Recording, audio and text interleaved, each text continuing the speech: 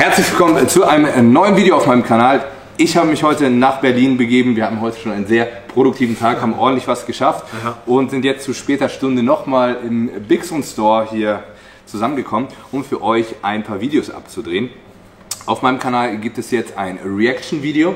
Und zwar ein Video, was mir, ich will nicht sagen am Herzen liegt, aber ein Video, was sehr viel mit meiner Vergangenheit zu tun hat und was mich auch schon sehr geprägt hat auf meinem Weg, den ich so im Bodybuilding eingeschlagen bin. Das war auch mal ein Coach von dir, ne? Es war nicht nur ein Coach von mir, es war der Coach. Und zwar gucken wir uns heute ein Video an von Boston Loyd. Okay. Sollte vielen von euch ein Begriff sein. Wenn nicht, danach wisst ihr, warum er euch ein Begriff sein sollte. Oder warum er Boston Loyd genannt wird. Boston Loyd. Und zwar ist das Video, was ich mir rausgesucht habe, das Video, mit dem er bekannt geworden ist, quasi über Nacht. Boston ist nämlich die Person, die quasi als erstes öffentlich einfach mal frei raus gesagt hat, was er tatsächlich an Steroiden genommen hat. Hat dafür sehr viel Hate, aber auch sehr viel Zuspruch kassiert. Hat uns beide, wenn man das so will, natürlich in unseren Videos schon maßgeblich beeinflusst. Natürlich. Also er und Rich Piana waren so auch für mich erstmal zu hören, okay, da kann man offen drüber sprechen. Die machen das einfach so, weißt du? Die machen das einfach und das waren schon die Vorreiter. Alter, wie jung sieht der bitte aus? Wie alt war er? Ich glaube 21 oder so. 21? Jetzt bin ich aber gespannt. Ich weiß gar nichts über sein Stack zu der Zeit. Okay, und zwar hat er so eine, Boston ist bekannt, weil er hat so eine krasse Transformation über 12 Monate hingelegt. Und in dem Video erzählt er quasi von klein auf an, also was er in diesem Jahr alles gemacht hat, um so auszusehen, wie er aussieht. Und hat er in diesem Jahr angefangen, Steroide zu nehmen oder hatte er schon vorher welche genommen? Der hat vorher schon Steroide Wann hat er denn angefangen? Da wird er nicht so alt gewesen sein, vielleicht 16, 17 oder so. Auf jeden Fall, da hat er das erste Mal einen richtigen Sprung gemacht. Und ich kenne das Video, aber ich habe das schon jahrelang nicht mehr gesehen. Und ich bin mir nicht sicher, ob ich das alles noch richtig im Kopf habe. Und ich weiß, als ich das erste Mal gesehen habe, war das für mich schon ein bisschen schockierend. Und ich habe so ein bisschen das Gefühl, dass sich das inzwischen meine Meinung dazu ein bisschen relativiert hat. Ja. Und das würde ich mir gerne mal... Ja. Das Video geht 29, er redet jetzt 29 Minuten lang über das, was er in einem Jahr genommen hat. Ja, das war auch ganz schön viel. Hey, it's Big Daddy here. I'm back. I put a Facebook post saying if I got 70 likes, I got like 70 likes in like 10 minutes. So I decided I'm going to do a video on 70 Likes in what 10 Minuten. I had to go Bei through Facebook war das viel. For my Contra Costa prep, 2013 Contra Costa prep. 2013. I'm freelancing, guys. I don't have any paperwork on me. I'm just going on what I have on hand. If I forget a drug or forget anything, on my next episode or on the comments, I'll put what I actually forgot because there's a lot of shit I took. And I'm going to tell you now, you guys are going to like a lot of people are going to look at this video and they're going to frown upon me. Like, damn, he took that much shit. And you're going to laugh because, yeah, I did take a lot of shit for my age, but I actually know what I'm doing because I did my own drug regimen. By the way, Dave Palumbo, my coach, he doesn't even know I'm making this video. He does not condone this. I'm not going to mention the brand Synthol I used. I'm just going to say Synthol. Da ist auch schon das Reizwort. Er hat neben dem ganzen Stoff, den er genommen hat, ist Boston Loyd auch sehr bekannt dafür, dass er sehr offen über seinen Synthol-Gebrauch tatsächlich. Und das ist auch schon in dem Alter tatsächlich. Und auch da. Man sieht es auch, aber ich finde, er hat es ziemlich gut hinbekommen. Und er sagt es ein paar Mal in dem Video, Dave Palumbo war damals sein Coach. Habe ich gerade gehört, genau. Ja. Aber er hat sich um sein Drug Regiment, also seine Steroide, um seinen Cycle hat er sich selber gekümmert. Quasi Diättraining, das kam von Dave. Okay. Just for purposes that, a lot of people get, some people, the promoters and stuff, they get all like butthurt about it, so I'm not going to even go there. I'm just going to say Synthol, that's fine. So anyways, I'm just going to go over what I did from A to Z I just turned 21 like 8 weeks ago, and I just won an overall at the biggest show in Northern California, Contra Costa. So I mean, I was pushing a lot of stuff, and a lot of people don't know, like, personally, me, I go to win shows. Like, I'm not going to go for second place. Second place is first loser. So as far as the drug wise, I took as much as I could, and I knew I could get away with to win the show. I didn't overdo it, but I knew what I needed to take to overdo the show. Like I said, Dave. Man muss nochmal sagen, er hat gerade wirklich gesagt, ne, er geht dahin, um zu gewinnen, und um zu gewinnen nimmt er alles, was er nehmen kann. Ja, er hat gesagt, er nimmt alles, was er nehmen kann, wo er weiß, womit er wegkommt. Ja. Ne, also was ihn nicht umbringt. Krass. Genauso hat er es gesagt. Ja, genauso hat er es gesagt. Die Mentalität fühle ich total. Ja, du willst halt nicht verlieren. Wir hatten das ja schon mal auch im Stack Attack, dass einer gesagt hat, ich gehe dann, wenn ich kann, gehe ich nur mit Testo Only auf die Bühne. Das wirst du niemals machen, weil wenn du anfängst was zu nehmen, du siehst die anderen nehmen was, dann bist du niemals so blöd und stellst dich als Zehnter dahin, wenn du schon Stoff nimmst. Und ich finde es sehr schwierig, weniger zu nehmen. Wenn dir jetzt einer sagt, okay, wenn du jetzt noch 500 Milligramm mehr nimmst, dann siehst du noch besser aus. Ja. Und du willst so gut wie es geht aussehen. Dann und vor allem weißt du, dass es die anderen machen. Genau. Ja. Und dann ist es sehr schwer zu sagen, nee, das mache ich jetzt nicht. Nee, ich fahre nur mit 50%. So, du würdest ja auch nicht sagen, ey, ich höre immer nach der Hälfte des Trainings auf, weil die Hälfte reicht. Na, das Ding ist halt, ich höre hier schon so eine Entschlossenheit raus. Vielleicht bin ich voreingenommen, weil ich ihn kenne. Aber ich höre halt hier schon diese Entschlossenheit raus, das ist mir doch scheißegal, ich nehme das alles. Dann gewinne ich. Ich nehme mehr als die. Wichtig ist, ich nehme mehr als alle anderen. So. Das ist sehr gefährlich auf der einen Seite, aber ich kann es auch tatsächlich komplett nachvollziehen. Er ist auf jeden Fall einfach sehr ehrlich mit dem, was er macht. Ja, safe. I did my own drug regimen. Okay, so we'll start out like my everyday lifestyle for the show. I started 12 weeks out. I was pretty fat at 12 weeks out. I was like, I think I was like 265 when I started dieting. So let's say I started 12 weeks out. Okay, so my everyday lifestyle, let's just start it off. So I get out of bed, right? And I have all my research chemicals on my desk. Research chemicals could be anything from letrozole, clenbuterol, thyroid, A to Z. So I'd wake up in the morning, I have my water next to my dresser, take a couple sips of water, I'll grab my letrozole, I'd grab my, Arimidex or grab whatever I needed, and I would take it. Immediately after, I would go to the fridge, my mini fridge in my room, open it up, and I'll take 4 IUs of growth. And then immediately after that, I'd walk in the kitchen and start cooking my meal. So as far as estrogen blocker wise, 12 weeks out, I was only taking 0.5 milligrams of Arimidex. I wasn't on Nolvadex. Taking 0.5 Arimidex. What else was I taking? I was taking 25 mcg's of thyroid. I was taking 40 mgs of Clen. I was taking Clen twice a day though, once in the morning, once later at night. And as far as that, that's all I was taking for 12 weeks out. Also zweimal 40 Mikrogramm? Nee, 20 Mikrogramm. Immer aufgesplittet. Also er nimmt quasi 0,5 Milligramm Arimidex am Tag, haben wir gehört. 25 T3 und 40 Clen am Tag. Auf 2x20 Mikrogramm aufgeteilt, genau. Und morgens noch direkt nach dem Aufstehen 4 Einheiten Wachs, haben wir gehört? Genau, 4 Einheiten HGH. Yes. Genau, was war davor? Nee, das war alles. Ja, genau. Das war alles. Ja, das hat er nur quasi zusammengefasst, was er sonst morgens immer alles macht in der Prep. Ist okay, je nachdem, was er an Testodosierung drin hat. Das kommt ja noch jetzt. Und er sagt ja, er war sehr fett, also da hat er jetzt schon mal ein bisschen was dafür getan, auf jeden Fall. Steroid-wise, 12 weeks out, I was taking 1,500 mgs of test, 800 mgs of Deca, and 800 mgs of EQ with 4 IUs of insulin. And as far as peptide-wise, I was only using wie viel war das? 1,5 Testo? 800 Deka, 800 Bolde. 1,6 und 1,5, 3,1. Und was war das? 4 Einheiten Insulin? Hat er schon die Einheiten gesagt? Ich glaube ja. Er hat über 3 Gramm Stoff am Anfang der Prep drin und davon sind nochmal 800 Bolde. Wir kennen ja Bolde, wir lieben ja Bolde. Und okay, gut. Alles gut. I was using 250 mcg's post-workout. 250 mcg's right before I went to bed. GHRP 6, hat er glaube ich gesagt eben. So that's 12 weeks out. So as you progressively get in the show, you drop drugs and you raise drugs. That's how it goes. Synthol wise, I was shooting into my body parts on select days. So let's see. So let's say Monday was chest day. Chest day, you activate your triceps and your chest. I wasn't syntholing my chest for the show. Actually, I just recently started shooting my chest, and actually I feel a lot fuller actually in the chest area. But saying that, so chest day, you're activating your tris and you're activating your delts.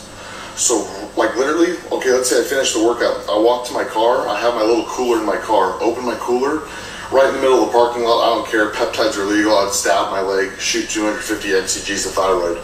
My bad, thyroid. 250 mcg's of GHRP6. And then I'd have my shake as I'm driving home. And then right when I got home, I'd go in my room, and since I was activating my tris, I'd put 3 cc's of synthol here, and 3 cc's of synthol here, as well as 3 cc's of synthol and 3 cc's of synthol here. Bist du damit so ein bisschen konform? Was sind das für Dosierungen jetzt? Ist das viel? Vom Synthol her? Diese 3 Milliliter quasi? Also wenn man sich so ein bisschen schlau macht, sind das tatsächlich so Protokolle, die ziemlich gängig sind. Normal sind. Auch in 2 Positionen, gleich so hier eine Beule, ne, damit es nicht uneben aussieht. So. Man kann da ganz schön viel Öl drin versenken. Ich habe ein Synthol-Protokoll von Chris Aceto gesehen mit einem Athleten und der hat jeden Tag 70 ml Man weiß nicht, welcher Athlet? Wie hieß denn der? War das Nick Trigili? Okay. Kann das sein? Ich glaube. Und der hat auf jeden Fall 70 ml Synthol am Tag, aber halt quasi in jedem Muskel. In alle möglichen Muskeln drin landet und das verschwindet schon im Körper. Wenn du jetzt 70 Milliliter in einem Glas siehst, ist das nicht viel. Ja, klar. So. Ja. Aber wir beide wissen ja, was 3 Milliliter ausmachen, wenn du sie in den Muskel spritzt. Auf jeden Fall, vor allem in so einem kleinen Muskel wie ein Trizeps oder Bizeps. Das ist schon eine Beule. Das ist schon hardcore. Was hat er vorher gesagt, ganz kurz? Welche Rolle hat es jetzt gespielt, wie sehr er die Muskeln kontrahiert hat? Sind es die Muskeln, die er kontrahiert hat, in die er dann spritzt? Genau, also er hat quasi die Muskeln, die er im Training durchblutet hat, die hat er dann direkt nach dem Training mit Ist das die genaue Vorgehensweise? Es gibt verschiedene Protokolle, aber das wird quasi gemacht, um quasi den Pump, den du hast, möglichst lange aufrechtzuerhalten, mit dem Sinn quasi die Faszie zu stretchen. Aha. Ja, also dass quasi dauerhaftes Wachstum erschaffen wird, dadurch, dass die Faszie länger gestretcht ist, der Muskel somit quasi mehr Raum zum Wachsen hat. Ob das so funktioniert, sei mal dahingestellt. So hat er es auf jeden Fall gemacht. Okay, nice. Ich muss sagen, ich habe tatsächlich von Boston Lloyd sehr viel gelernt, damals auch in der Prep. Ja. Und zwar, weil er es sehr anders gemacht hat. Guck mal, er ist in die Vorbereitung 12 Wochen vom Wettkampf, das ist ja schon relativ dicht dran. Ja. Mit Bolde, Testo E und Deka. Und welchen Mengen auch gestartet. Und er war schon fett, sagt er. Ja. Ich denke aber, Boston würde auch tatsächlich unterschreiben, dass das quasi die höchsten Mengen sind, die Sinn machen. Also ich denke, dass Boston zu keinem Zeitpunkt sagen würde, es macht irgendwo Sinn, mehr als 1,5 Gramm Testo zu nehmen. Und da würde ich auch so unterschreiben, ich würde das mit 1,5 Gramm Testo nicht unterschreiben, aber ich würde sagen, es gibt so Höchstmengen, die sind sinnvoll, die kann man fahren, wenn man möchte, mehr macht dann aber überhaupt keinen Sinn. Und da finde ich, ist auch der Leistungsstand tatsächlich ein bisschen irrelevant, weil der Körper reagiert schon ähnlich auf Steroide. Ja, und wenn du das Maximum haben willst, dann ist das Maximum, das kannst du machen. Dann gibt es aber auch nicht mehr. Na? Aber wir haben ja jetzt durch das Deka eine sehr starke Bindung an den Rezeptor. Du wirst ja riskieren, dass das Testo ziemlich stark rumschwirrt, anstatt dass es andocken kann eigentlich, oder? Das schon. Ja. Also er hat sich jetzt eigentlich nur, das haben wir ja neulich schon mal irgendwo gesehen, erstmal mit Wasser aufgeblotet, um es danach wieder rauszuspülen. Das definitiv. Ne? Ja. Man sagt, man hat im Körper, glaube ich, für so um die 3 Gramm androgene Rezeptoren. Ja. Je länger man on ist, umso mehr Rezeptoren bildet der Körper. Also das könnte man schon irgendwie argumentieren, dass das vielleicht doch alles in den verschiedenen Gewebetypen so untergekommen ist. Könnte man sagen, wobei das sind ja quasi Aminosäurenstrukturen, die sich weiterentwickeln, umentwickeln, wenn du sie zu viel strapazierst. Das ist ja diese Gewöhnung, von der die Leute sprechen. Das hat ja damit zu tun. Es ist schon interessant. Also ich persönlich, ich fühle, was du gerade gesagt hast, aber mir erschließt sich nicht, wie 1,5 am Anfang von der Prep in dem Sinne Sinn machen soll. Erschließt sich mir nicht, Mann. Ich glaube, Testodosierung lässt er, glaube ich, die ganze Prep über einfach so. So hoch? Ich glaube, ja. Bin gespannt. Okay, zeig mal. So, weiter geht's. And also, since I activated my delts that day, I would go 3 cc's in the mid delt, 3 cc's in the mid delt on each delt. In diesem Video ist auch dieses Team 3cc ist entstanden aus diesem Video, glaube ich. This much test or this amount of tests, I was splitting it into every other day injections. So when I was taking like 375 mgs of test every other day. And das kommt übrigens auch von Boston Lloyd, dass ich umgedacht habe von diesem every 5 Tage weg bei Testo auf jeden zweiten Tag. Hört man jetzt hier, ne? Das habe ich tatsächlich das erste Mal bei Boston gehört und ist mir sehr schlüssig erschienen. Megs of EQ every other day and 200 megs of DECA every other day. And that's 12 weeks out. So mix and match. The fun gets is when you get to like 8 weeks out when you start throwing your DHT drugs, which actually condition the muscle. Running DECA and test and EQ is just to hold as much size. Maybe you grow a little bit as you clean your diet up. But as much as that, you're not really hardening your muscle. You're still pretty soft. I was still pretty soft, really soft actually, until I started adding the goodies in around 8 weeks out. So saying that, let's go to 8 weeks out. So that was 12 weeks out. I would take my, wake up, take my liquid peptides, liquid research chemicals, my Arimidex. I was also taking Arimidex, my thyroid, and my Clen. And before I went to bed, I'm always on this. DECA is a progesterone, which I am personally sensitive to progesterone. So my nipples will flare. I'll get like really puffy nipples on DECA, Tren, and Androl, which are progesterones. It's like androgenics won't affect me actually at all. I could take 4 grams of test, which I haven't taken, but I could take 4 grams of test and my nipples wouldn't budge.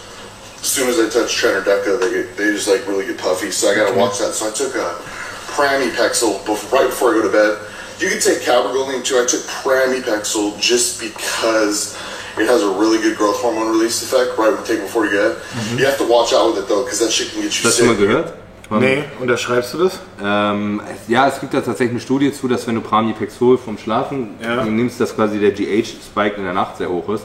Das Problem bei Prami ist, dass es gar nicht so lange Prolaktin drückt, heißt du müsstest es eigentlich öfter über den Tag nehmen und dann wirst du so müde den Tag.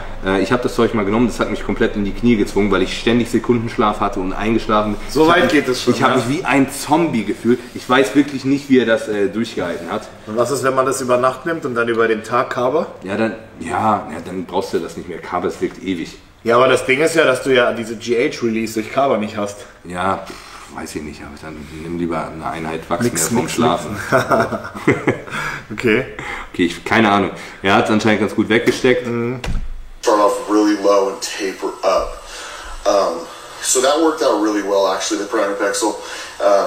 Helps your mood too. A lot of people get really fucked up on Tren or Deca, but it really, really helps your mood.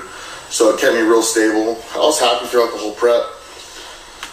Doing like 20 minutes of cardio, and then I did like 0 the last 3 weeks, but I won't get into the training and the diet. The diet I'll probably bring in one of the future episodes. So let's go to 8 weeks out. So 8 weeks out, I dropped the Deca completely. Deca bloats. But the cool thing about Deca is it stays in your system a long time, so the water weight from the Deca is gone in about 4 to 5 weeks. But you still have a little bit of joint fluid, you still have a little bit of... Ich will zu kurz sagen, dass das Deca vor allem gebloatet hat, weil er so viel Testo drin hatte.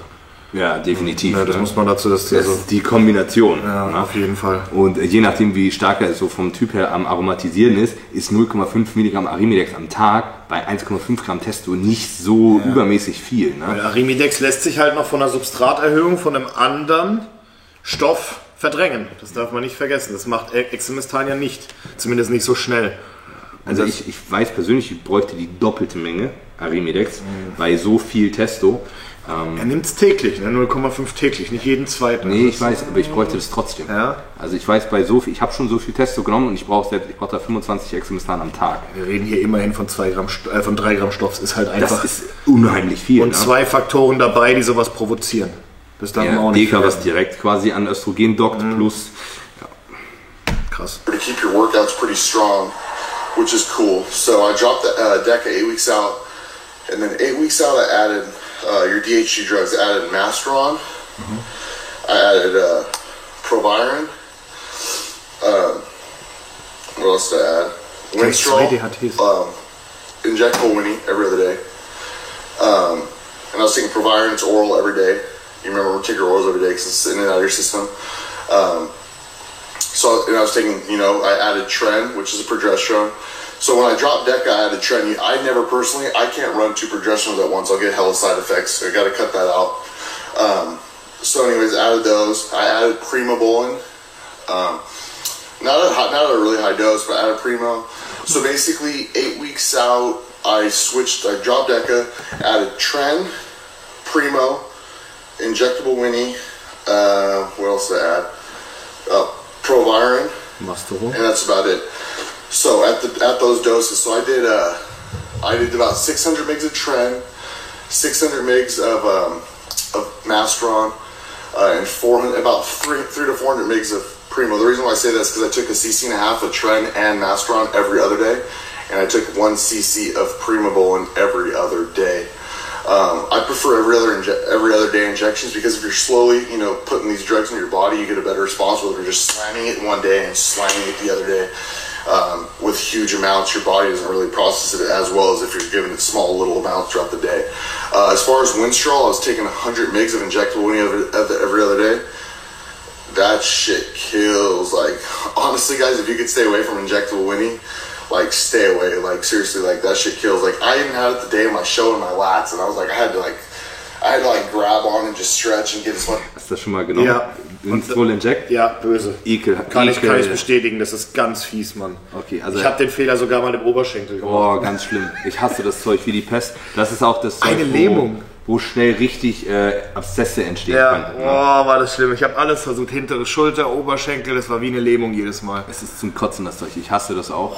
Ich würde das auch nie wieder anfassen. Ich sehe auch den Vorteil nicht gegenüber oralen Winstrol. Also er hat jetzt quasi, das Deka hat er rausgeworfen, und dafür? Bolde Testo drin gelassen, dafür Tren, Drosta, Primo, Winstrol und Proviron. Also quasi alle DHT. 3 DHT-Derivate, Alter. Und das Nandrolon-Derivat hat er quasi ausgetauscht durch Tren. Boah. Ja. Ist schon Haben wir was vergessen? Nee. Ich finde tatsächlich, also es ist fucking viel, ne? Aber diese 300 Milligramm Primo, ne? Die hätte er sich auch sparen können. Wir haben das Thema ja schon mal, wir wissen ja, ab wann Primo wirkt. Klar kann man hier vielleicht von der Synergie sprechen, aber wir haben noch 2 andere DHT-Derivate, die auch für sich sehr, sehr effizient sind. Ja. Primo ist zwar nice, so nice to have, aber nee, Mann. Ach, und wir haben ja noch einen Winstrol, ist ja auch noch ein DHT-Derivat. Ja. So, er hat ja eigentlich alle. Was fehlt denn noch? Ja, die einen oder anderen wird es schon noch geben. Krass. Also Oxa, Fehl, Turinabol. Okay, krass. Ist jetzt alles von den Dosierungen an sich einzeln nicht so viel. Die Menge ist es, ne? Alles zusammen. Also jedes Steroid außer das Testo für sich alleine genommen ist okay von der Dosierung. Aber das oder? Thema hatten wir ja schon mal. An sich ja. 800 Bolde. Außer dass Primo zu wenig ist. Genau, 800 Bolde ist jetzt für sich genommen nicht so viel, weil es relativ mild ist. Ja, aber ab dem Punkt ist halt schon so, genau, 400 bis 600 alles drüber. Da sagt man, so wird es mehr. Da wird es auch mehr mit den Nebenwirkungen, aber da wirkt es halt auch wirklich. Aber das Thema hatten wir schon mal. Man kann ja ganz viele Steroide in einer adäquaten Dosierung nehmen, aber im Endeffekt bist du trotzdem bei 3 Gramm. Oder so. Ja, das ist fucking mehr als 3 Gramm. Ja, aber wo sind wir denn jetzt? Bei wie viel sind wir? Wir lassen nachher zusammenrechnen, aber das ist eine Menge. Ja. Blood flow because I was just stiff from this stuff, and I was like putting it in my delts and stuff like that, and it would still hurt a lot. So like if you could stay away from injectable Winnie, I would. So then we're gonna go to 6 weeks out. 6 weeks out, I dropped the EQ. Why? EQ does hold water. So this is where I actually added Nolvadex, which helps dry you out, keeps side effects down. It makes me feel a lot better too. I don't take Nolvadex in off season because it lowers IGF-1 levels. People say, it lowers IGF in your liver, but hey, if you're lowering IGF, I'm going to stay clear away from that in off season. So only pre-contest I'll add that about 6 weeks out. So basically, in 6 weeks out, I up my Arimidex from 0.5 milligrams to 1 milligram every day. And I brought my T3 to 40 mcgs at 6 weeks out. My Proviron dose was about 60 mgs at 8 weeks out, and then I brought it to 80 mgs 6 weeks out. So it was an 80 mgs of Proviron. I didn't add Letrozole, and Letrozole really dries you out, so you want to wait till like the last minute to add that in. So basically I added all those. Remember, I was still taking the Pramipexole, the anti-progesterone. Guys, that is key. It'll keep your mind from fucking scatter you. I've heard a lot of people on Trend get really fucked up. I'm a really stable person. If you ask anybody on prep, I was like the happiest guy in the world, seeing my body change. The drug shouldn't affect you at all, guys. Like, if you know what you're doing, you know what to take to counteract what, you know what you're doing, these drugs really shouldn't affect you in a negative way, unless you're having like a bad reaction to an oil that you're shooting. So you guys can imagine what I'm going through. So every other day I was shooting 7.5 cc's of oil, which, in the combined drugs. And, sometimes I run out of spots. I'm like, I'd have my ex-girlfriend come shoot my rear delts, and she was actually a good help for the prep because I couldn't even reach these spots. So, she's a help, but there's some times where you need spot injections. If there's a weak body part, you need to put oil on that to expand the muscle. It looks way bigger. It might not be permanent, but at the moment on stage, nobody's gonna know that you have fucking oil in you if you do it the right way. So I was doing this like 7.5 cc's every other day, and then almost every workout I was shooting synthol into the body part I trained. I didn't put any synthol in my legs, or I put them in my calves, didn't put them in any of my quads. I did my biceps, my triceps, and my shoulders, and obviously my calves. So basically, when I train calves, when I train, you know, calves, car, shot my GHRP6 as I'm driving home, drinking my shake, get home immediately as I get home, go in my room, you know, shoot my calves, 3 cc's and 3 cc's, 3 cc's, 3 cc's, boom. Let's say if I'm hitting shoulders, same exact regimen, GHRP6 in the parking lot, go home, 3 cc's, 3 cc's. Basically, I was putting 3 cc's in each head of the muscle. If I hit arms that day, if I hit biceps, 3 cc's, 3 cc's. And if on back day too. So back, you're activating a lot of biceps, as you know, so you got a lot of blood in your biceps. As soon as I get home, 3 cc's, 3 cc's. For triceps, I did it on chest day, and I did it on arm day as well. So you can imagine. Ist das ein normales Protokoll für Synthol? So viel jedes Mal? Ja, und das ist auch im Verlauf quasi der Prep, dass du immer voller wirst dahingehend. Ja, und das ist auch 1:1 das Protokoll, was er von Dave Palumbo hat. Dave Palumbo verkauft auch Synthol. Bei den Amis ist es deutlich mehr vertreten. Ne? Die machen da auch nicht so ein Geheimnis drum. Deswegen finde ich das mal Quatsch, wenn so viele sagen, ja, Synthol, das würde ich niemals nehmen, bla bla bla. Wie gesagt, Boston erklärt es ganz richtig, das sind natürlich keine permanenten Muskeln, aber wenn man das richtig macht, sieht das kein Schwanz auf der Bühne. Auch die Faserigkeit unter der Haut und alles, das bleibt alles genau, das Ziel ist von Synthol, auch wenn du es jetzt im Bizeps indizierst, dass du quasi ein Depot über der Knochenhaut erstellst und dass der Muskel als Ganzes noch weiter hochgeschoben wird. Ja. Heißt, du klaust ja auch im Endeffekt keine Details in der Muskulatur. Das, was wir immer so kennen als Synthol-Unfälle, das ist halt, die haben dann irgendwo mitten im Muskel irgendwo was und das nimmt dann die Definition aus dem Muskel raus, der spannt nicht mehr so an, wie er soll, bewegt sich nicht mehr, wie er soll. Das sieht natürlich maximal scheiße aus. Ich meine, ihr seht das auch hier, ne, sein Trizeps, der sieht schon ein bisschen funny aus. Ein bisschen beulig ist der schon. Muss man schon dazu sagen, aber... Wie ist deine Erfahrung so im deutschen Bereich, was du so mitbekommen hast? Wie viel wird das eingesetzt? Ich kenne tatsächlich, ich kenne drei Leute, die tatsächlich mit Synthol gearbeitet haben. Bei keinem von ihnen habe ich es gesehen. Welche Klasse war das so? Bodybuilding.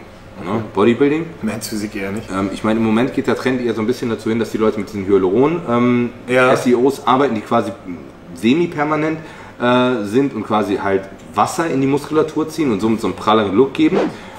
Funktioniert auch, aber es hält wie gesagt nur ganz kurz. Damit habe ich ein bisschen rumexperimentiert. Ja, Synthol ist tatsächlich eine Sache, die ich noch nie gemacht habe, die mich aber interessiert.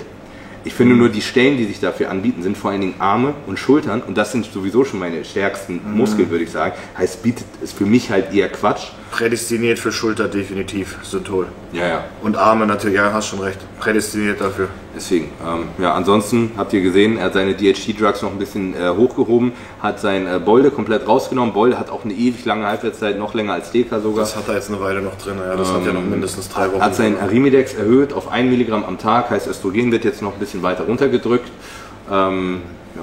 So schaut's aus. Da sieht man auch hier wieder ganz klassisch, so hier Arimidex hauptsächlich zu dem Zweck, um Wasser rauszudrücken wegen Östrogen. Das ist so traurig zu sagen, ne? Ich meine, das ist wirklich wahnsinnig viel, aber es ist ziemlich durchdacht.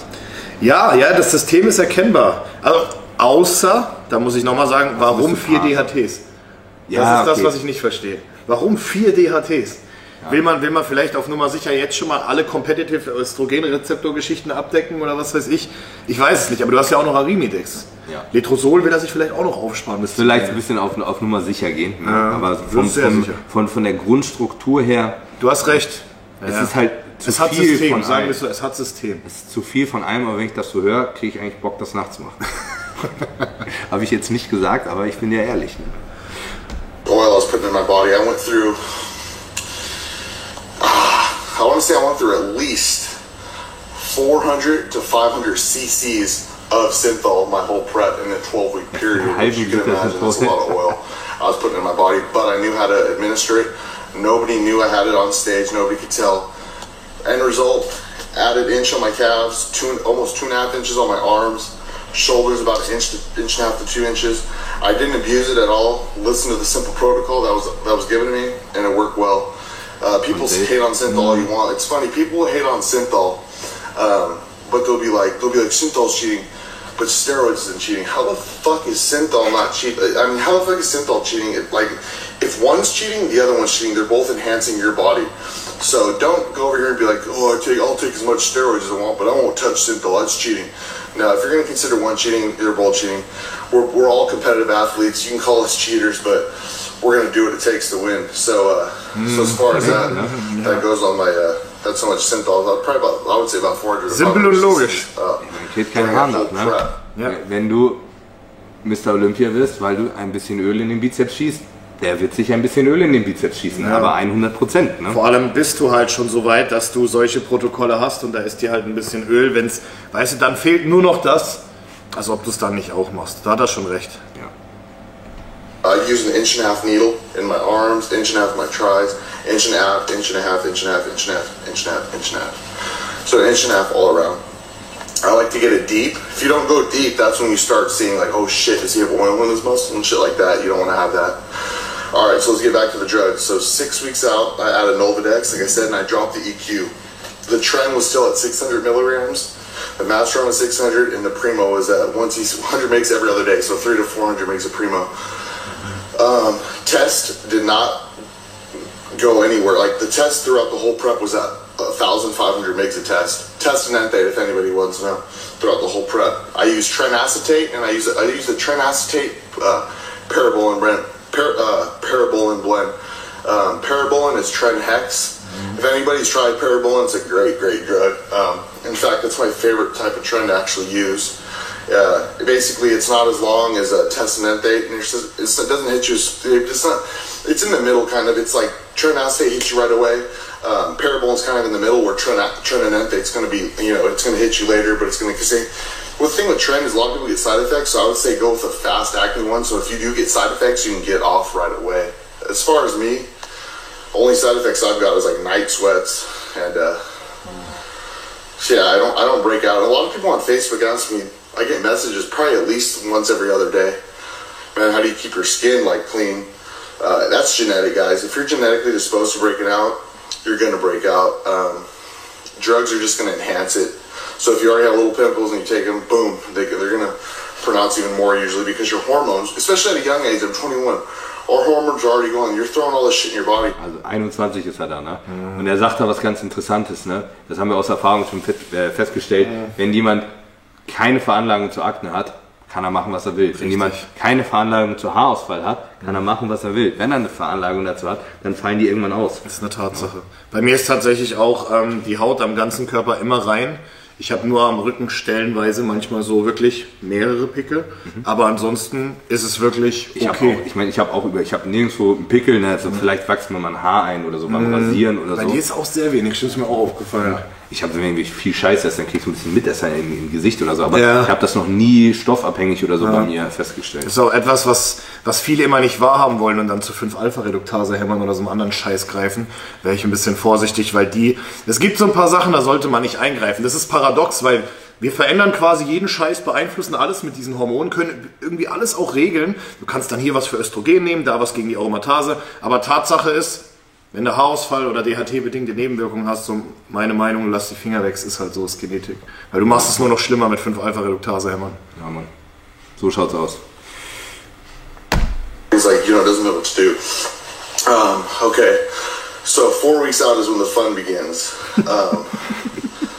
4 weeks out. 4 Wochen vor dem Wettkampf, da fängt er an, mal vernünftige Dosierung zu nehmen, ne? Ja. That's where the fun begins, ist gut. What else did I do? So I was still at 7.5 cc's. 4 weeks out, I added in letrozole. So I started taking 1.25 mgs of letrozole in the morning with my 1 mg of Arimidex, with my 40 mcgs of T3, and with my Clen. I was taking Clen. I went up to about 80 mcgs of Clen throughout that whole prep. I did about 80, so which was cool. It wasn't that much. My heart wasn't going too crazy. I only did 20 to 30 minutes cardio, and then Dave actually cut all my cardio out 4 weeks out. I did 0 cardio at all. So it's funny because I'm in off season right now, and I weigh about 240, 245 right now, and I'm still doing cardio. So yeah, but anyway, so I added the letrozole 4 weeks out at a low dose, 1.25. Let it build up in your system. Letrozole, guys, it'll kill your sex drive. Like, forget about jacking off, forget about getting hard. You're not gonna have sex. Don't even, you probably will look at a girl like she's just whatever. You could be on, 4 grams of test, you're on letrozole, your dick doesn't, you're like, the hottest chick to walk by, like, hey, that's just not hot. So, for me, it's actually a benefit. Just find a girlfriend that doesn't need to be, pleased all the time. But saying that, do not like. Real Talk hier halt auch. Ich glaube übrigens, deine Freundin hält die Kamera, ne? Ja. Ja, stimmt, jemand hätte ja die Kamera vorhin ja gesehen. Und sie denkt sich bestimmt, ja toll, Schatz, super, dass du 4 Wochen keinen Hoch bekommen hast. Ja, aber was wäre der Umkehrschluss? Ja. Was wäre der Umkehrschluss? Wie schlimm ist das bitte manchmal für die Frauen? Oh Gott. For me, when I take it, I stay focused. You know what I mean? I don't care about anything. My goal. Letrozole is how you come in crazy dry. It kills about 98% of your estrogen in your body, so you come in crazy hard. And I kept the Arimidex in, kept the Nolvadex in. Okay, so this is what makes true bodybuilders, grainy bodybuilders. Bodybuilders should come in shape. Um quasi sowohl E1 als auch E2 zu killen. Okay. People who don't care about these things, people who don't care about your losing your sex drive, for example, because we care so much about being competitive and doing what we need to do to win. So don't worry about that. Well, if you're wanting to win, at least. So I did that, and then 2 weeks out, I went to 2.5 mg of letrozole. I kept my Arimidex at 1 milligram. My T3 didn't stay. It didn't move. It stayed at 40 the whole time. Well, it was at 25, then went to 40.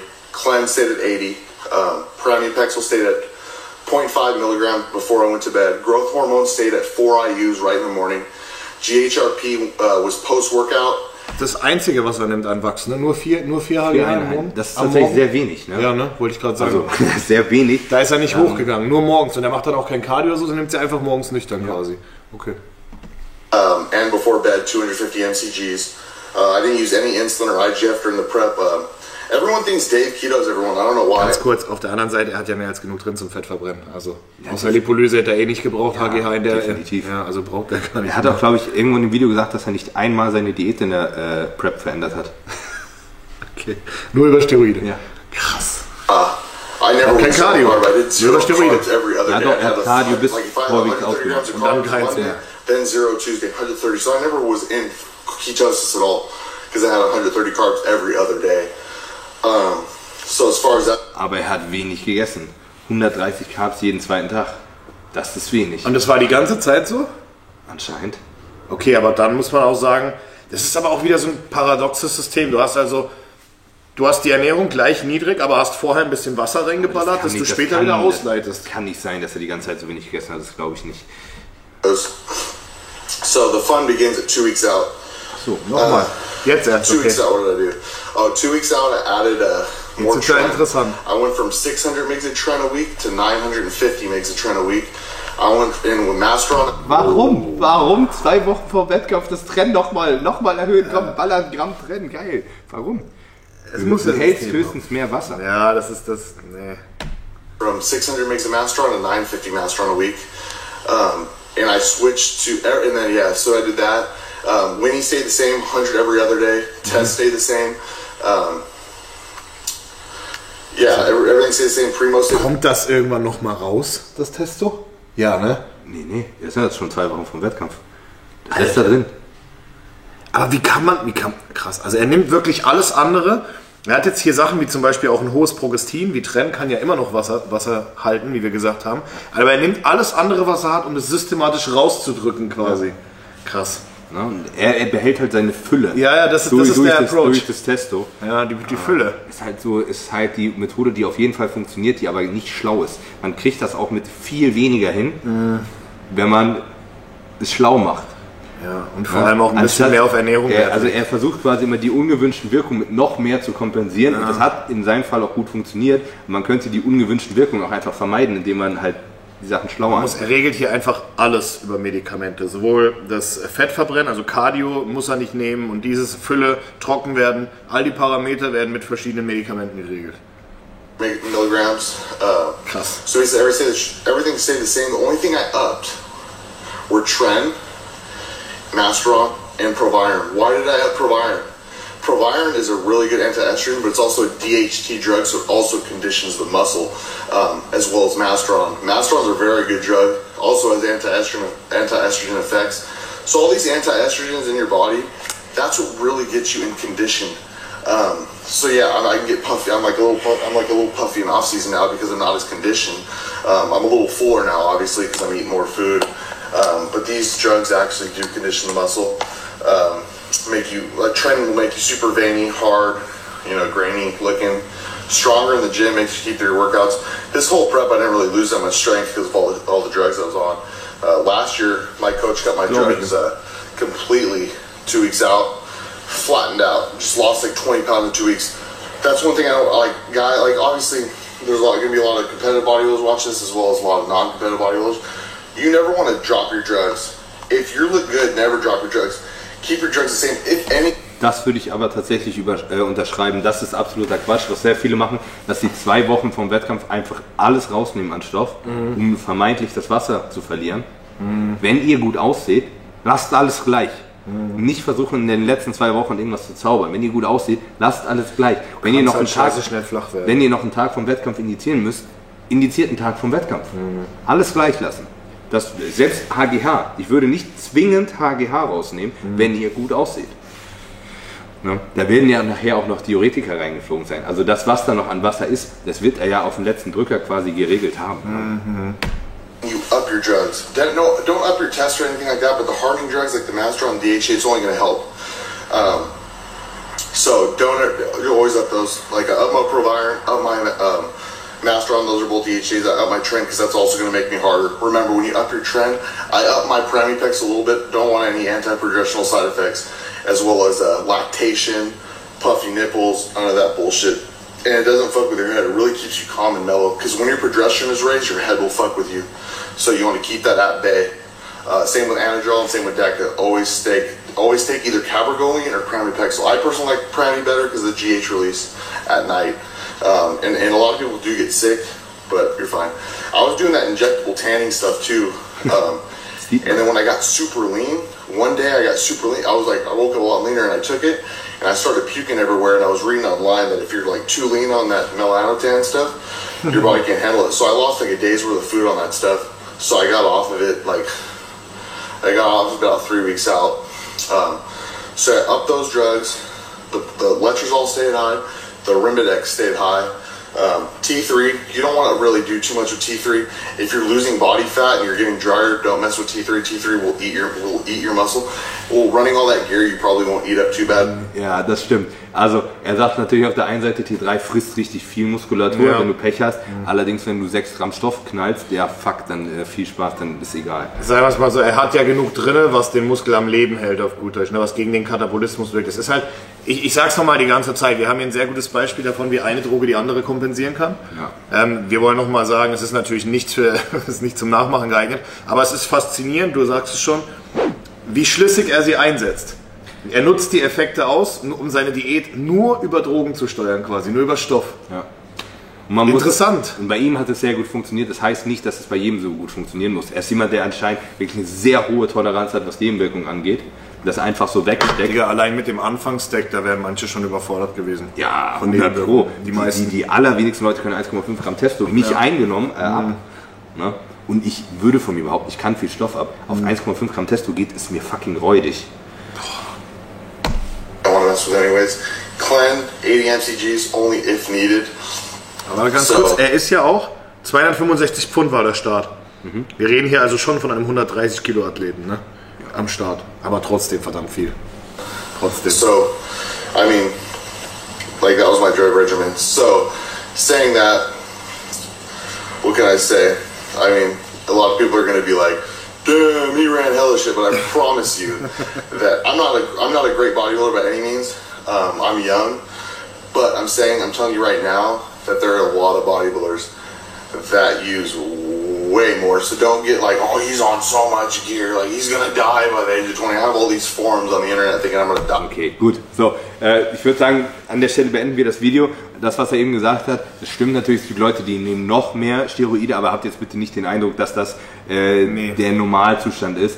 Das ist wirklich, das ist wahnsinnig viel. Das ist ungefähr das Level, was ich damals auch bei ihm genommen habe. Und war das auch von ihm, die Empfehlung? Ja, das war auch von ihm. Und das war auch, mein Mindset war sehr ähnlich wie seins.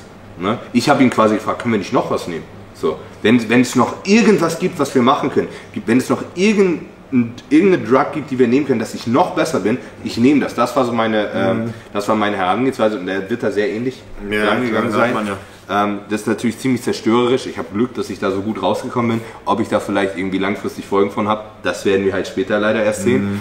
Ja, was man halt, ist halt wirklich so, dass man das jetzt merkt, wie er da rangegangen ist und sein Vergleich jetzt auch nochmal, dass er eben sagt, ja, es gibt andere, die nehmen mehr. Auch das greift aber wieder, was wir vorher gesagt haben. Es ist scheißegal, was andere machen, weil es sagt nichts darüber aus, was du verträgst und es sagt nichts darüber aus, dass das normal ist oder dass man das nachmachen sollte. Das ist einfach... Er hat es am Anfang auch gesagt, it's Genetics, es ist Glückssache. Ja. Du nimmst dir so einen Cycle vor und schaust mal, was passiert. Genau, und nur weil ihr das nehmt, muss das nicht heißen, dass ihr nachher so gut wie Boston aussieht. Das kann auch sein, dass ihr nachher absolut scheiße aussieht. Genauso wie es auch Leute gibt, die wahrscheinlich mit einem Viertel davon so aussehen können wie er. Ja, oder noch weniger. Ja, ne? Das darf man auch nicht vergessen. Ich habe gerade auf meinem Kanal, ist gerade das Was ballert William hochgeladen worden. Könnt ihr euch mal angucken, ne? William, der ist quasi mit einem... Habe ich mir auch angeschaut. Also roundabout alles zusammen 1 Gramm. Das ist jetzt natürlich auch nicht wahnsinnig wenig, aber für einen Wettkampfathleten schon. Und der sah auch brutal aus. Ein bisschen leichter als Boston und auch ein bisschen älter als Boston. Trotzdem. So. Mit 21 ist das eine starke Nummer. Also das ist das Heftigste, was ein 21-Jähriger fahren kann. Wir kennen ja ein paar 21- oder 20-jährige heftige Jungs, die viel gefahren sind, aber das ist Kindergarten. Es ist sehr lustig, weil Boston und ich, wir waren beide 21, wo wir den Stack gefahren sind. Wir haben beide ungefähr genau dasselbe gewogen, nachher auf der Bühne. Also hat bei uns beiden ja sehr gut funktioniert. Hätte bei uns beiden wahrscheinlich auch anders geklappt. Ich hätte ein bisschen mehr Synthol noch vertragen können, dann wäre noch besser gewesen. Nee, Quatsch. Okay, ich hoffe, euch hat das Video gefallen. Sehr eindrucksvoll die ganze Nummer. Für mich, wie gesagt, war es eine Premiere. Ich habe es gerade das erste Mal so, also ich habe dieses Video das erste Mal gesehen. Ich muss eins nochmal sagen.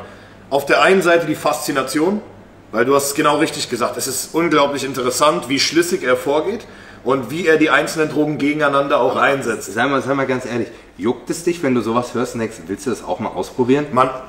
Deswegen kann man jeden Menschen verstehen, der sowas im Endeffekt dann leider auch mal so ein bisschen zum Nachmachen nimmt. Deswegen warnen wir auch davor, weil in dem Moment, in dem du das hörst und du siehst diesen Menschen vor dir, der das damit erreicht hat, denkst du dir, okay, es geht ja. Du siehst nicht das, was passieren könnte. Genau. Du siehst nur die positiven Dinge, die passieren könnten. Ihm geht's ja gut. Und immer wieder weißt du, sogar wir haben diese Gedanken, obwohl wir wissen, wie individuell Nebenwirkungen sind.